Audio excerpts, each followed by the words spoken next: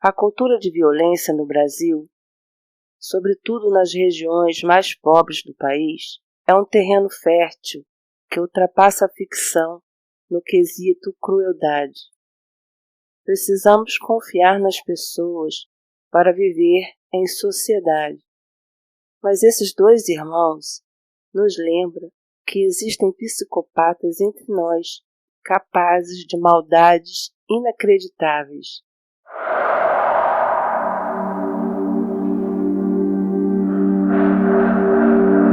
Os irmãos necrófilos, Ibrahim e Henrique de Oliveira, aterrorizaram a região serrana do Rio de Janeiro entre os anos de 1991 e 1995.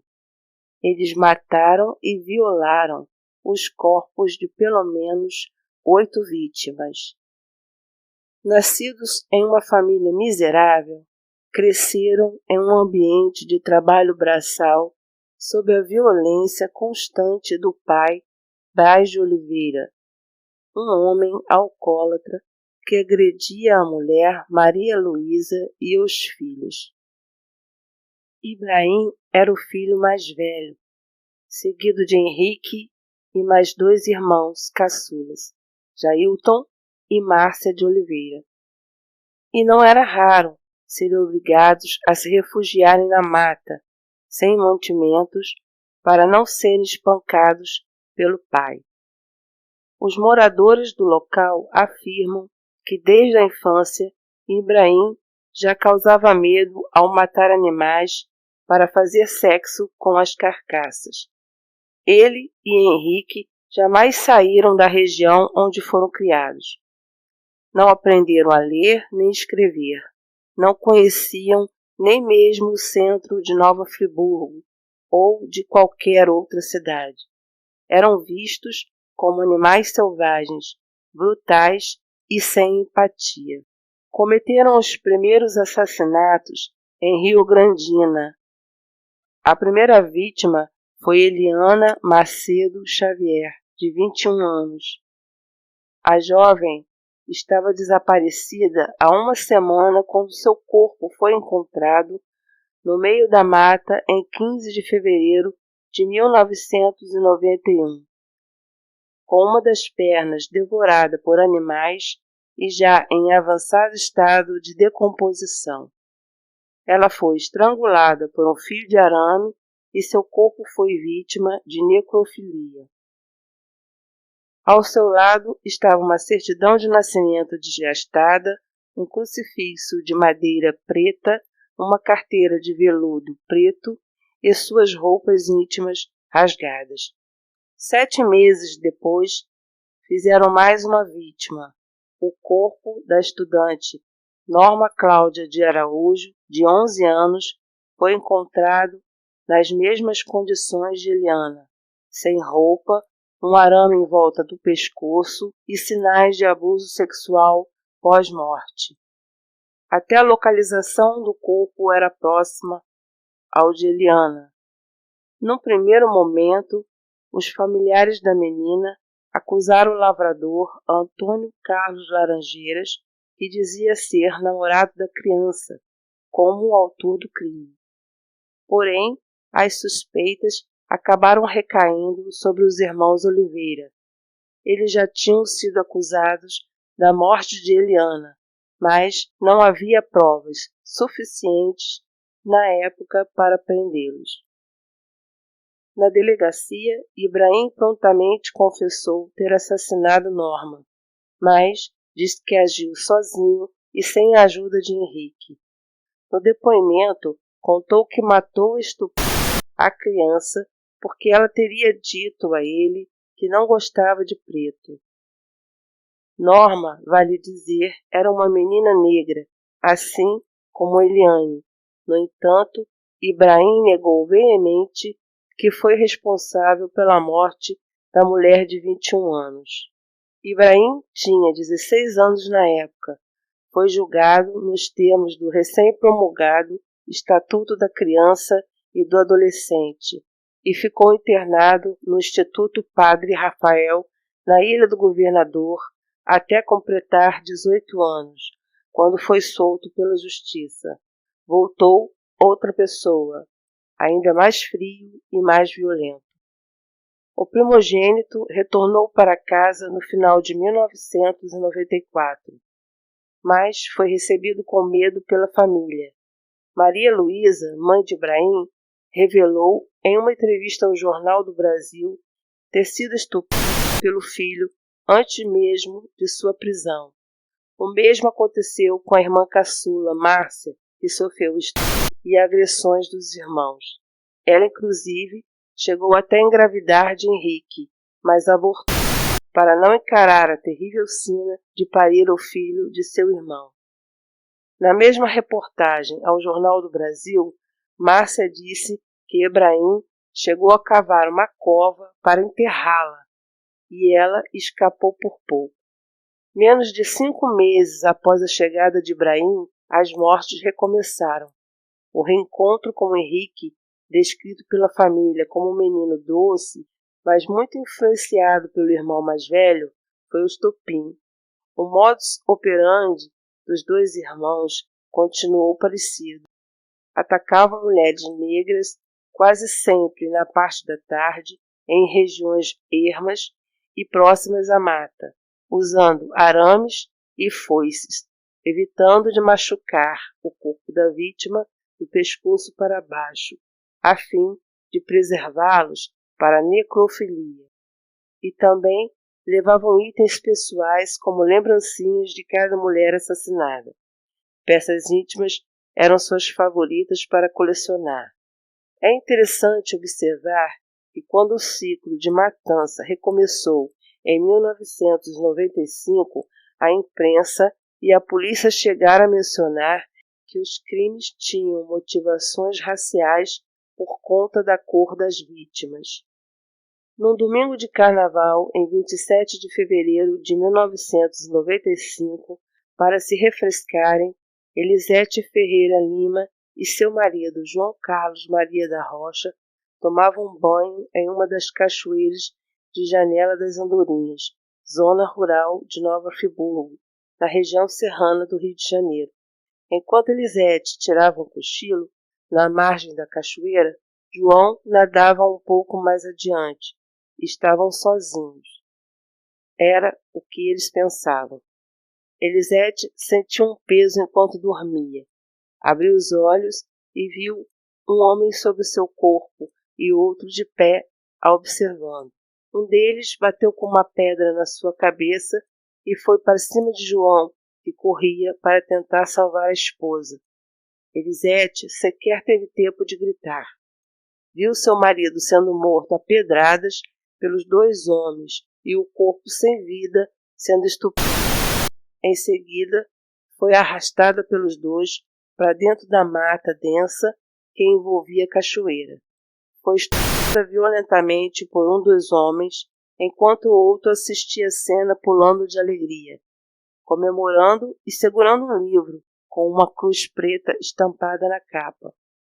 Num golpe de sorte, Elisete conseguiu fugir. Ela correu pela mata, se jogou de um barranco de 2 metros e foi socorrida por algumas pessoas que andavam por perto. Estava desesperada, com cortes no braço e nua. Os moradores levaram Elisete às pressas para o hospital mais próximo. Na sequência, a própria vítima confirmou as suspeitas da polícia e da população. Os irmãos necrófilos estavam de volta. Após o mal feito, os irmãos desapareceram no meio da mata, se alimentavam das árvores frutíferas e viviam dentro das inúmeras grutas de Janela das Andorinhas, como verdadeiros homens das cavernas. Alguns moradores da região, revoltados, chegaram a encontrar uma dessas grutas que abrigava os irmãos e botaram fogo em todos os seus pertences. A família Oliveira teve que fugir da região, já que o casebre onde moravam também foi incendiado pela população e eles temiam ser linchados. No dia 1º de abril de 1995, Ibrahim e Henrique mataram a própria tia, Vera Lúcia Damasceno, a facadas. Também estupraram o corpo sem vida e inseriram um pedaço de tronco na vagina da vítima, abandonando-a na floresta. Vera era a única pessoa que levava comida para os irmãos, mas nem o grau de parentesco e a ajuda foram impedimento para sua morte. Ibrahim e Henrique eram vistos apenas quando invadiam as casas da região para roubar comida ou quando apareciam para matar. Depois, desapareciam como o vento, sem deixar rastros, quase como fantasmas. O 11º Batalhão de Nova Friburgo destacou quase todo o seu efetivo nas buscas pelos irmãos, mas devido às péssimas condições das estradas e à densa mata atlântica fechada, sem sinal de rádio e equipamentos adequados, acabavam voltando de mãos vazias e cobertos de carrapatos. Em 17 de maio foi a vez da lavradora Odete de Carvalho, de 56 anos. Foi morta por golpes de foice e abusada na própria casa. Foi encontrada pelo marido, José Lapa, que num ato de desespero se embreou mata adentro na caça aos irmãos. Pouco tempo depois, em julho, Iria Moraes Ornelas, de 67 anos, foi enforcada com a própria saia e estuprada na cozinha da casa. Os irmãos levaram mantimentos, queijos caseiros e todas as calcinhas da vítima como prêmio. Em meados de junho de 1995, o prefeito de Sumidouro fez um apelo a Nilton Cerqueira, secretário de Segurança Pública do Estado. A solução foi destacar um efetivo do Batalhão de Operações Especiais para ajudar a população e os policiais do 11º Batalhão a continuar a caçada. O último ataque dos irmãos foi também um dos mais brutais. Num domingo, por volta do meio-dia, em a janela das andorinhas, os dois homens arrombaram a porta dos fundos e atacaram Maria Dulcileia Faltz, de 39 anos. No ato, foram surpreendidos pelo filho de 9 anos da vítima, Adriano Faltz Gomes, que tentou ajudar a mãe. Foi coberto de pauladas. Dulcileia foi arrastada pelos cabelos até o alto de uma pedraria próxima à sua casa. Foi asfixiada com o próprio sutiã e estuprada após a morte. O marido de Dulcileia, Isídio Onofre Gomes, chegou em casa no final da tarde e encontrou o filho no chão da cozinha, gravemente ferido. Saiu pela estrada com o filho nos braços, que mal respirava. Adriano morreu no dia seguinte no hospital. Dulcileia, por sua vez, foi encontrada na segunda-feira pelo marido e mais um grupo de homens. Ela estava grávida de 7 meses e teve seus órgãos genitais mutilados. Uma recompensa de R$5.000 foi oferecida pelo prefeito de Nova Friburgo para a captura dos irmãos. Na época, essa era uma quantia significativa.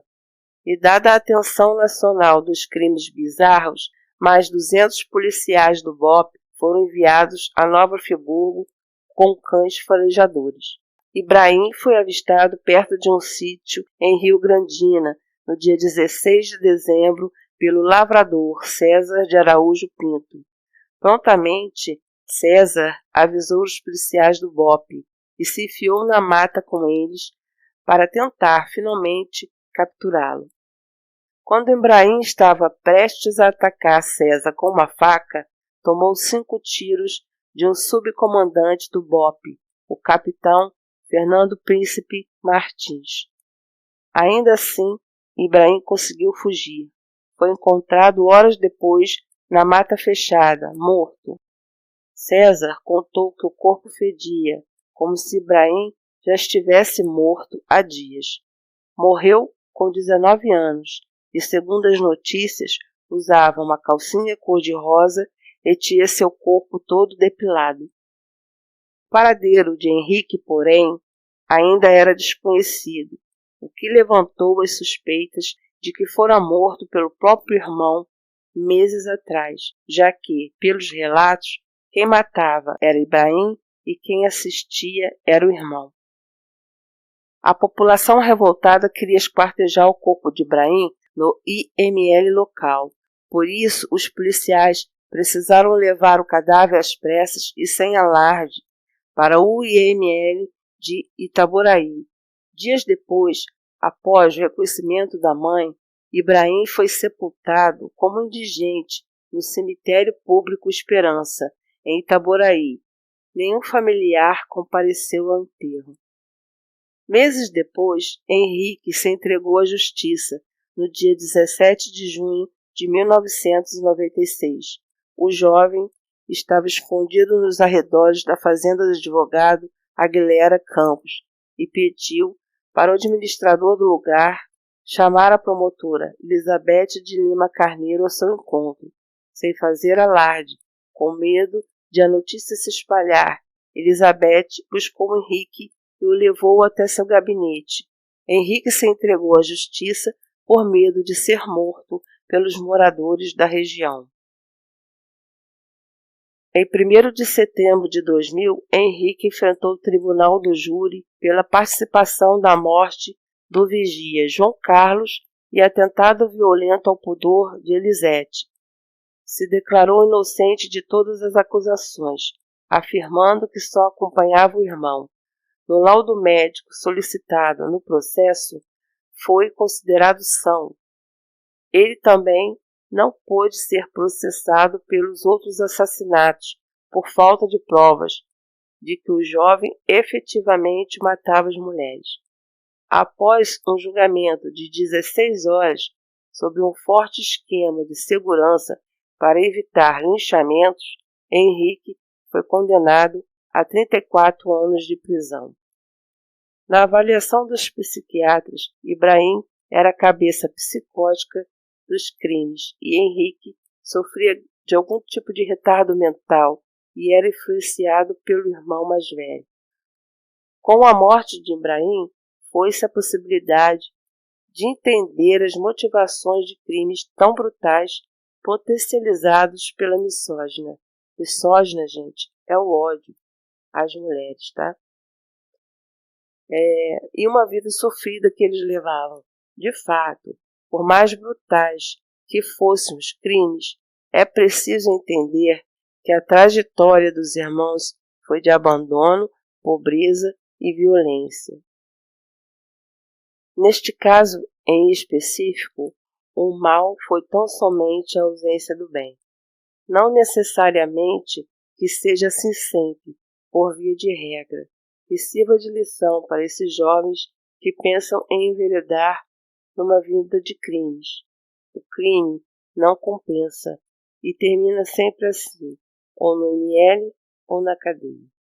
Fiquem todos na paz. Obrigada por assistir até aqui. Deus abençoe. Até a próxima.